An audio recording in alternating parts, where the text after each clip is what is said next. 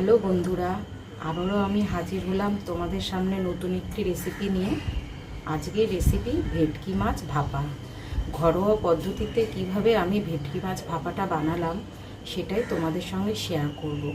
পুরো ভিডিওটি শুরু থেকে শেষ পর্যন্ত দেখার জন্য অনুরোধ রইল।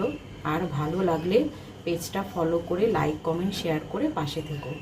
চলো তাহলে দেখে নেওয়া যাক কীভাবে আমি এই ভেটকি মাছ ভাপা রেসিপিটা বানালাম।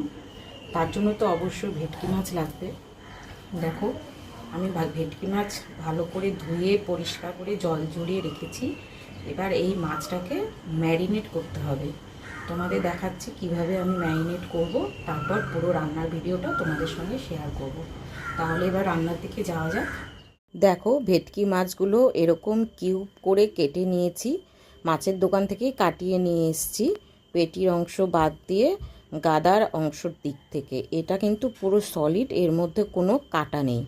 এবার 1 চামচ পোস্ত, 2 চামচ কালো সর্ষে, কাঁচা পাকা লঙ্কা দিয়ে আর কয়েকটা শুকনো লঙ্কাও দিলাম সঙ্গে, যাতে রঙটা খুব সুন্দর আসে। সব কিছু দিয়ে প্রথমে শুকনো অবস্থায় বেটে নিয়েছি, তারপর অল্প অল্প জল দিয়ে বেটেছি। এর জন্য বাটাটা কিন্তু একদম মিহি পেস্ট হবে। এবার মাছের মধ্যে নুন হলুদ মেখে নিলাম। ননস্টিক কড়াতে সর্ষের তেল গরম করে 3টে কাঁচা লঙ্কা ফোড়নে দিলাম। তারপর একে একে মাছগুলোকে ভালো করে সাজিয়ে দেব। এক পিঠ একটু ভাজা হয়ে এলে এবার অপর পিঠ উল্টে দিলাম। মাছটা কিন্তু কড়া ভাজা হবে না, একদম হালকা ভাজা হবে। তারপর যে পোস্ত আর সর্ষে বেটে রেখেছিলাম সেই মিশ্রণটা ওপর থেকে ভালো করে ছড়িয়ে দিলাম। দিয়ে এবার কিছুক্ষণ আলতো হাতে নেড়ে চেড়ে মাছের সঙ্গে মশলাটা ভালো করে মিশিয়ে নেব। এরপর এর মধ্যে স্বাদ মতো নুন দেব আর অল্প হলুদ গুঁড়ো দেব। সব কিছু দিয়ে আবারও একটু ভালো করে মিশিয়ে নিয়ে নেড়ে চেড়ে অল্প মশলা ধোয়া জলও দিয়ে দিলাম। এর মধ্যে আর কিন্তু কোনো জল ব্যবহার করব না, আর রান্নাটা কিন্তু একটু শুকনো শুকনো হবে।